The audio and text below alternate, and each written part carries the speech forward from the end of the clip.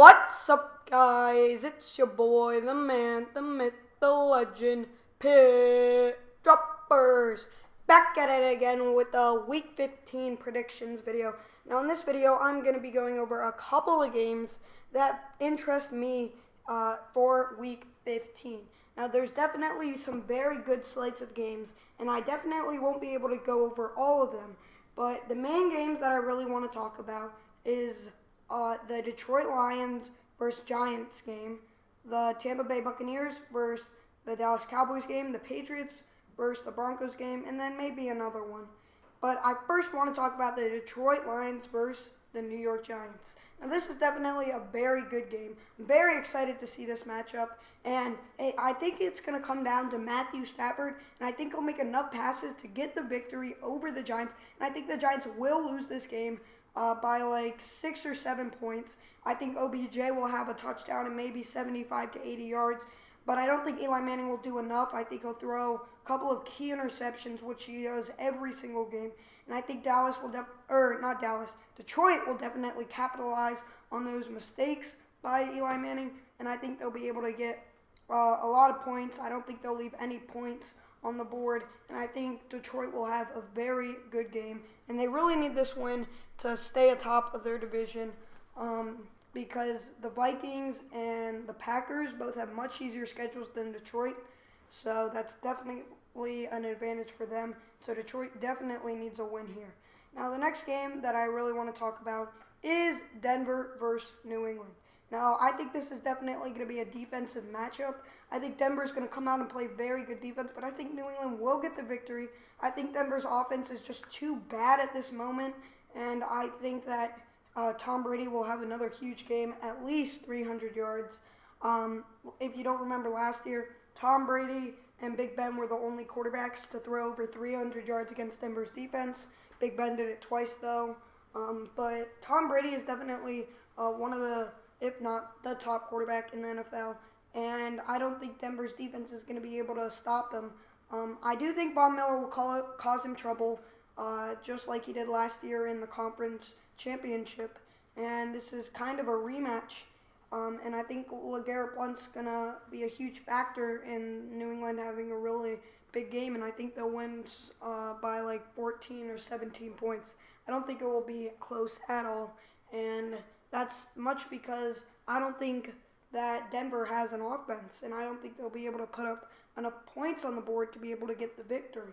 Now, the next game that I want to talk about, I'm actually going to do a couple more games after this one, is the Dallas versus Tampa Bay game.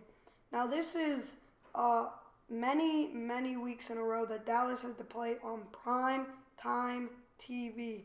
I don't know why their schedule was made like this, but it was, and this will be their 4th game in a row playing on primetime TV. And then next week they'll play on primetime TV again against Detroit. So that would be 5 straight weeks playing on primetime TV.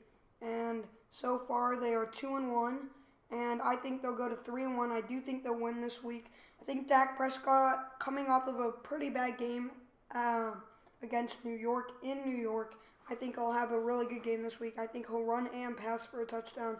I think Zeke will run for a touchdown, get over 150 yards total. And I think Tampa Bay's defense is not going to be able to stop Dallas's offense. And Dallas's defense has not been playing too bad of late. And I think they're definitely going to have a really good game.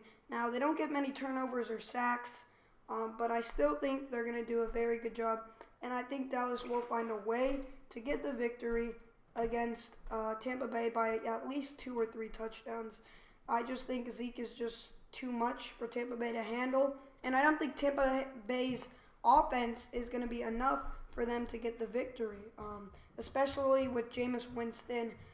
He usually throws a lot of interceptions, and they were only able to score 16 points against a pretty bad New Orleans defense.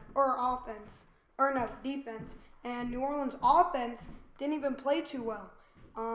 They only scored 11 points, so that's definitely an upside for the Bucs defense. So it's definitely going to be a very interesting matchup.